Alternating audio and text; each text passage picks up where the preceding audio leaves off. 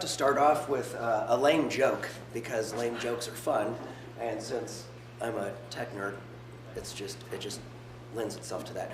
So, who designed King Arthur's Round Table? Circumference. So that was my lame joke of the day. I have a bunch of others if you want to talk to me afterwards. So just real quick about who we are. We are a family-owned business. We started last year, May of 2019. My wife and I are the ones that run it. We've been married now for over 18 years. We have 6 children, 2 dogs, Lennox and Zenith, and our recent addition are 2 Nigerian dwarf goats, Thor and Patriot. So, just a real quick overview of what we do, and then we'll get into a little bit more detail. We do everything from vulnerability assessments, penetration testing, included in that is social engineering, stuff like that, software and firmware analysis, general security engineering, security analysis, which entails both embedded systems and your standard IT systems, and regulatory compliance support, HIPAA, RMF if you're the DoD sector, different stuff like that, and security awareness training. So as far as like the vulnerability assessments, what we do with that is it's usually a combination of things. We use some sort of automated tool to check your systems, and we'll do a review of your architecture documentation and review what software is installed on your system. As well as talk to people within the organization to see what the current security practices are, and at the end give you a detailed report, both technical and a high level, and then provide you with remediation suggestions to support improving your security. For the penetration testing, so there's usually several different types of penetration tests that we can do. There's the true outsider, where we don't know anything except for some external IP address that you've provided, and we try to gain access that way to what is considered, I would say, near-sider, where it's almost like the insider threat, but we have a certain amount of knowledge of your system, so you give us like basic user level access to the system, and then we try to basically escalate privileges from there and see what information we can discover on the network. And then the true insider. The true insider is where you have a great deal of knowledge about the organization, and you're able to then go through. You still don't have the elevated privileges, so you have to go through that privilege escalation process. But you have a much greater understanding of the organization's network.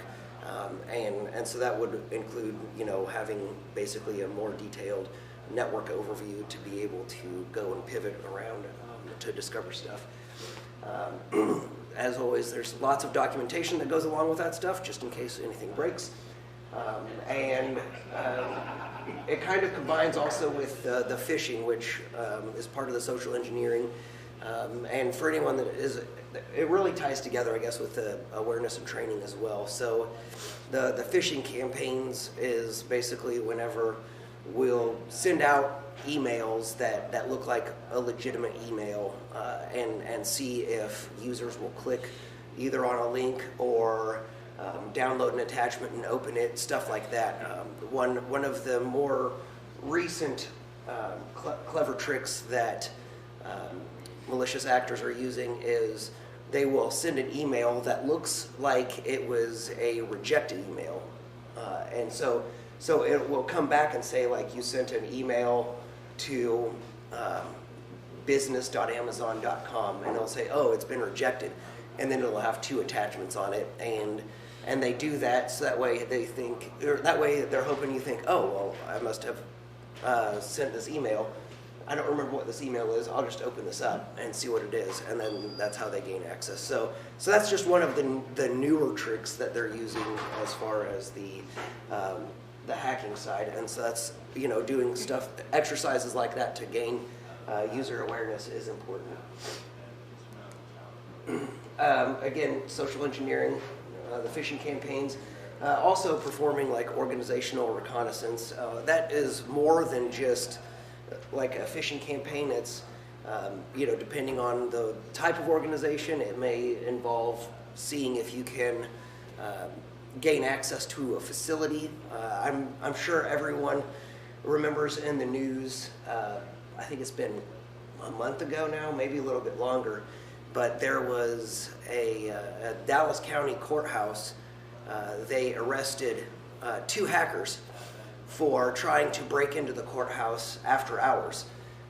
So basically the Iowa judicial system had hired this company to do a penetration test, and so oftentimes part of that social engineering aspect of that is they try to gain physical access. Well, the Iowa judicial system didn't realize that that was what the company considered in scope. And so whenever they went to break in, they were arrested. And there was a lot of back and forth on getting these guys out of jail. So obviously, rules of engagement is a very important thing to understand whenever you set up exercises like this, right? Because the last thing that you want is there to be misunderstandings like that where it ends up with people in jail. So I guess what I would consider more of our bread and butter is the software and firmware analysis. And so that's when we go through and we'll leverage different tools, whether it's a static code analysis tool or using different types of fuzzers.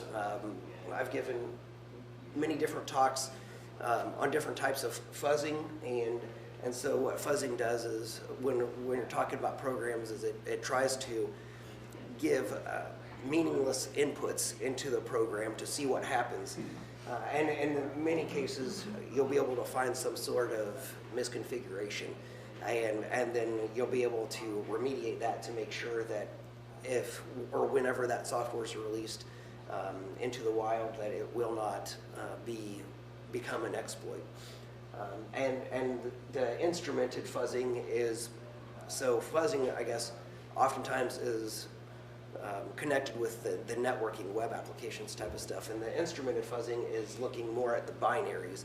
So if you have an application that is running on a host computer, the instrumented fuzzing will look at that binary, and it'll run through it, and it can run anywhere from a few hours to a few weeks, depending on how much you want to find, and it'll help you figure out flaws. And it'll also give you a good idea as far as your overall code coverage. And then we also have the capability to do firmware assessments, either like BIOS or IPMI, depending on what systems you have or what needs you have.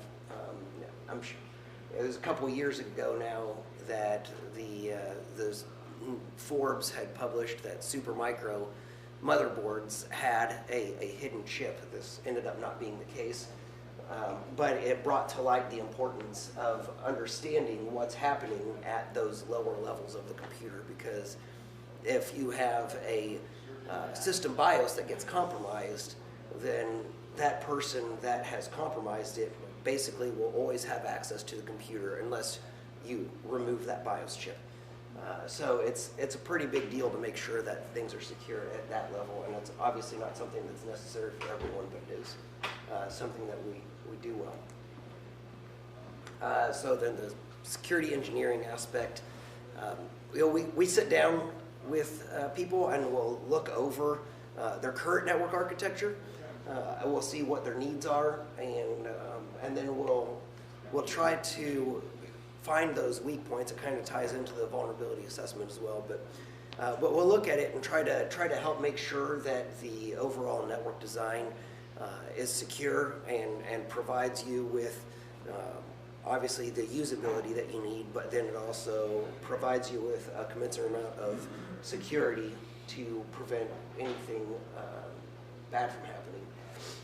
And then it also provides you the opportunity to review what you have in place and what security measures you have in place, and be able to incorporate new security measures as necessary. And it's not just at the, like, after you've got the network up and running.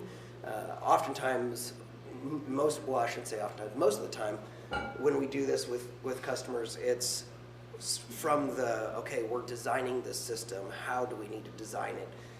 And that's where the real challenge is making sure that it's designed securely, because I have a lot of experience in the DoD sector, so I'll just use them as the example. A lot of the DoD customers want to look at security after the fact. And the problem with looking at security after the fact and trying to incorporate that security engineering after the fact is it breaks everything and it makes costs insanely high. So whenever you're incorporating the security engineering as part of the overall product development or system development, you're able to make sure that when you're doing that development that the system will work with the security, and that the security is going to be what the system needs, not just unnecessary stuff or not enough and find out that you have to add more afterwards. So from the security analysis perspective, a couple years ago I finished my doctorate in cybersecurity, and my main focus was automotive systems. So we absolutely love working with embedded systems. It's much more challenging than your typical IT systems just because of limited resources, things like that. But we could sit down and look at those embedded systems and help you see if there's services or if you might have a small little web app on there to be able to gain access to the system. Look at different things like that to make sure that overall the system is secure.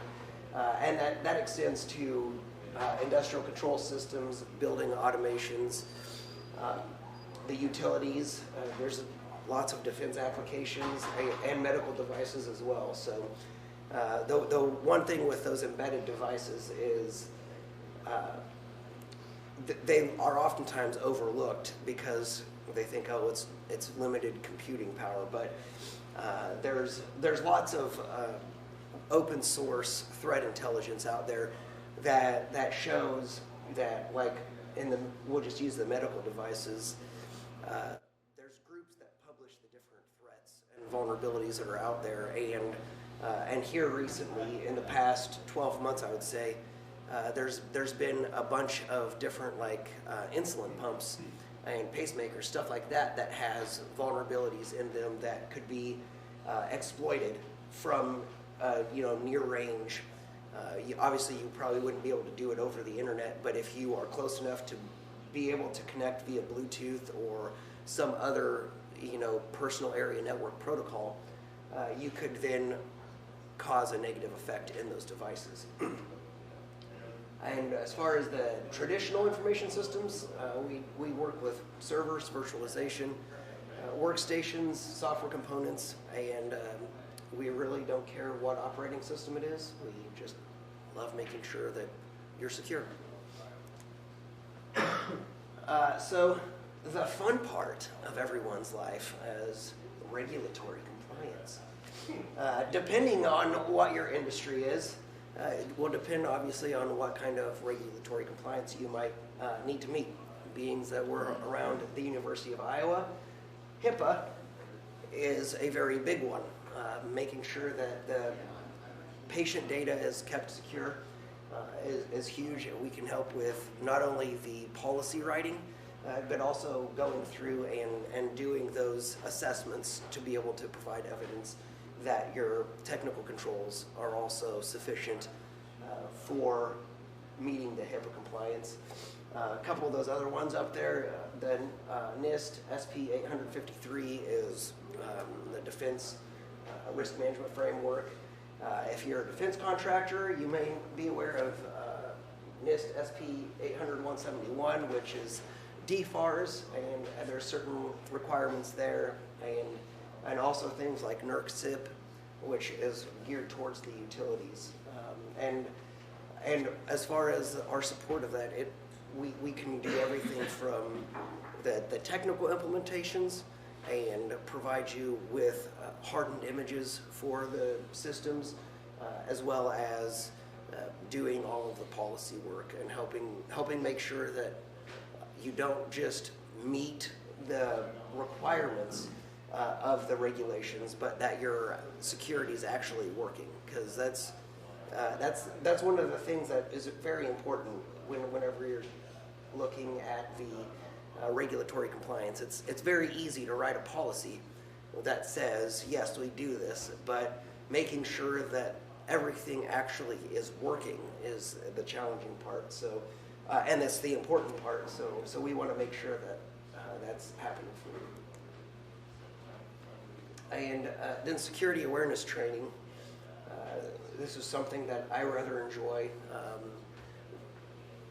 I try to, in most of the presentations for security awareness training, provide training that leverages the protection motivation theory, which basically is making it personal to you, so that way it's something that is internalized and it becomes part of your daily habits.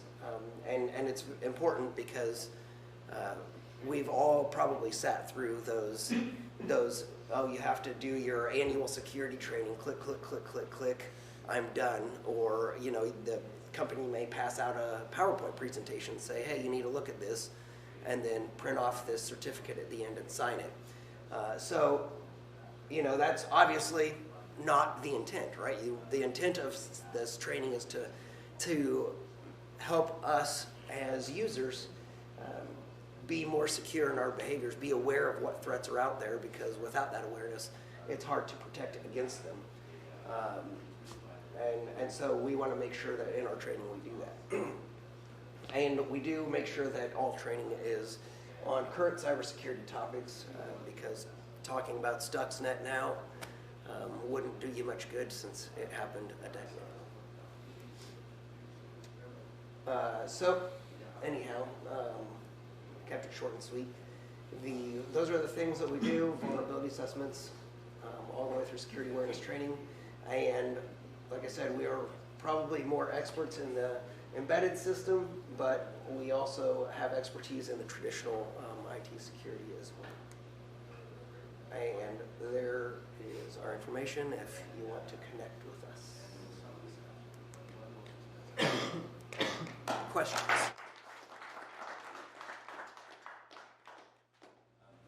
Yes, sir. I heard you mention social engineering. I saw that one of your PowerPoint yes, sir. screen. What exactly is social engineering? So social engineering is basically trying to trying to think of the best way. So like if I get to know you and understand who you are, things about your family, you know, maybe you have 3 children, and your oldest child's name is Brad, and his birthday is March 13th, 2003. So getting information like that, getting to know you and getting information like that is helpful, because maybe I know the company that you work at, and I know the naming convention that's used to be able to log into systems. Well, after you know, getting to know you and gather that information, then I have potential passwords that I can use to see, oh, well, let's see, I know that your username is, you know, J Doe or John.Doe, right? And then I can take and use those, that other personal information that you've given me through just discussion, and attempt to crack your password that way. Now, I realize that doesn't always work, but you'd be surprised at how many passwords are children's names and birthdays or anniversaries, stuff like that, right? And those are the most common types of passwords because it's easy for us to remember. And that's just one example of social engineering. Most vulnerable? What's that? Would they be more vulnerable if they were those kind of passwords? Oh, yes. Okay. Yep, absolutely. Because and social engineering doesn't just mean me talking to you. Yeah. It includes things like it's called TruePeopleSearch.com, So, if I know your name, I can look you up on there and find all of your addresses, find everyone that you're related to, stuff like that. So it's using other sources of intelligence to gain information about you as a person or your organization. And obviously, you're at a lower risk if you're not at a higher managerial level, but either way, people try to gain access to systems any way that they can, and so doing those social engineering exercises. I'll just use the example of a healthcare company that got breached twice last year. In both breaches, the breach was a result of phishing emails. And so that breach really highlights the importance of two things. Good security awareness training, right? Because the first breach, it wasn't so bad. They got breached and they lost, it was like 10 or 15,000 patient records, which to us probably still sounds like a lot. But it was the result of a phishing campaign. User got an email, they clicked on the link, and they made it look like, oh, it's from your IT department. We need you to enter your password to validate it, right? And so they enter their password. Now the bad guy has that password. They know your username, and now they can gain access to the system. And then not even 10 months later, another phishing email came in, and another user did the same thing, except for this time they lost over 1 million records. And so it was a huge deal. Social engineering is that as well, where you do the phishing stuff, because through that you're gathering information that could be useful to someone that's trying to act maliciously against your organization. Sorry, probably went into too much detail there. Yes, sir. Just a comment on embedded. Have you worked with any of the ag companies on their embedded systems? So I am trying to. Okay. It's difficult to gain an audience. I would love to, because some of the ideas floating around in my head as far as the importance of security with those big ag companies, I just think it would be great. Yeah. Yes, sir. Pricing structure. How do you scale your services to those? So it depends on the level of effort. Typically, like with your smaller, medium-sized businesses, we're obviously going to give a much better price because that's where our passion is. We want to make sure that it is affordable, because especially when you're talking small and medium-sized businesses, right? It's something that's still very relevant, but it's also something that is hard to be able to put into the budget. So it's typically the way that we do it is we look at the level of like what kind of effort it would be. If it's something that's going to require greater expertise, then it'd be a little bit more. But typically it would probably be about 15 to 20% lower than what the normal price would be. Do you have some sort of ongoing support that you build in when you do some penetration testing? If people are continuing to develop their products, that penetration, you could open it up. So do you have a policy or a recommendation on how often people should do these assessments of their technology? So yeah, it depends on the company, but most of the time, what my recommendation is like if you're doing the software development side of things, quarterly is ideal. But I would say and that's not the penetration testing. Like from the vulnerability assessment side of it, I would say quarterly if you can. Semi-annually, if you can't, would be ideal as well, because that software changes a lot, especially with the new methodologies that are out there in software development. It's constantly evolving, and so it's important to be able to keep up with that. and there's automated products, and a lot of them, you know, that's one of the things I don't want as a security professional. I'm not going to try to sell you a product.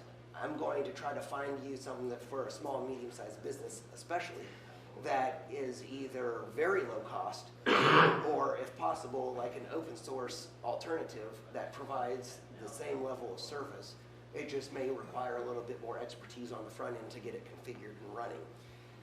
So trying to do stuff like that to help reduce overall costs is one of the goals. Because I called out in there Nessus and a couple other ones, but just using Nessus as an example, that's for just one license, for one scanner. You're talking about $3,000 a year, which probably isn't that much for most people, but when you have a tight budget the way it is, if you can find something for cheaper or free, that's better.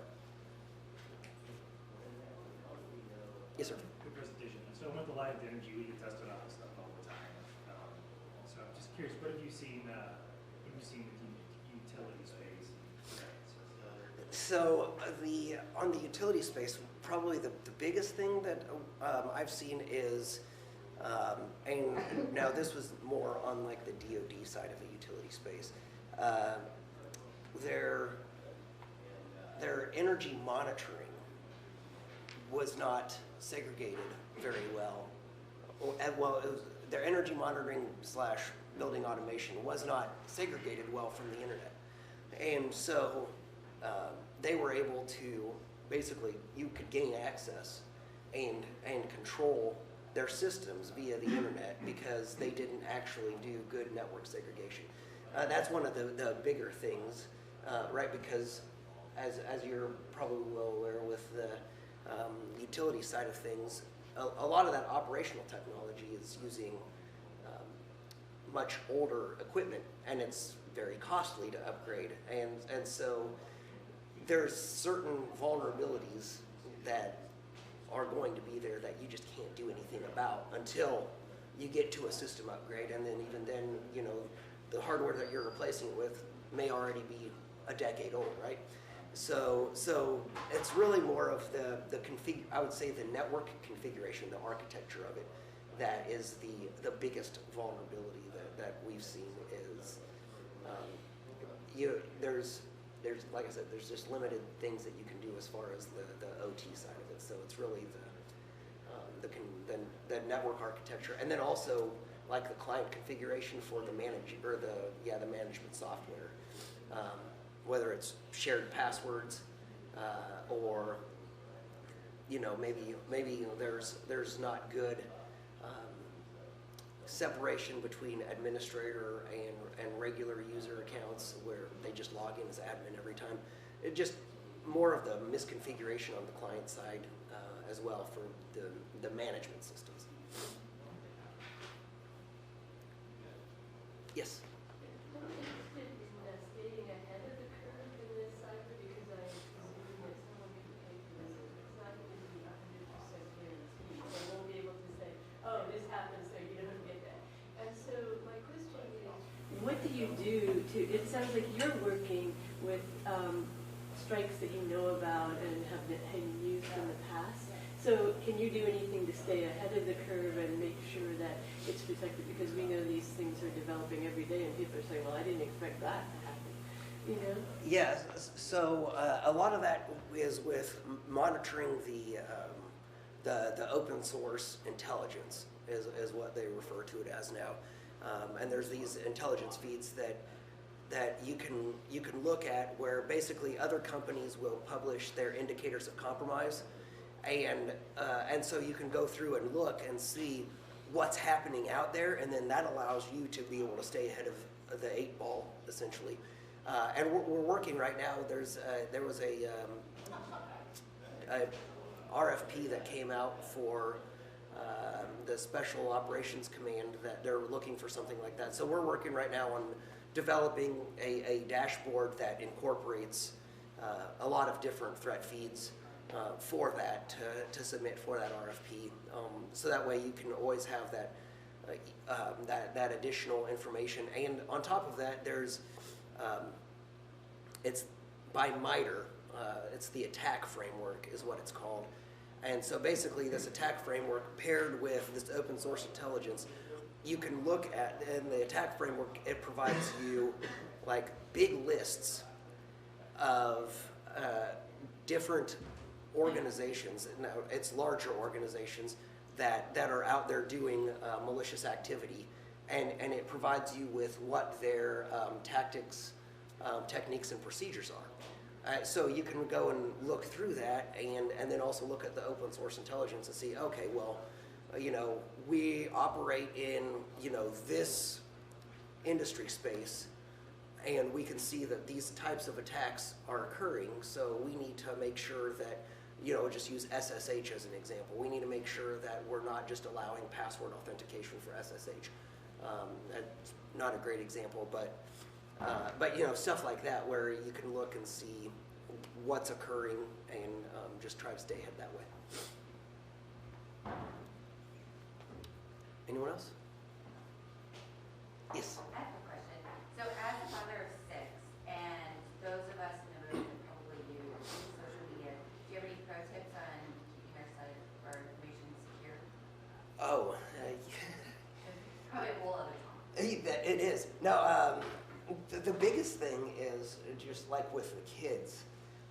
So I did a presentation last year for my children's high school and middle school. And just to demonstrate how much information is out there, I looked up the principal of both the middle school, high school, and then the elementary school.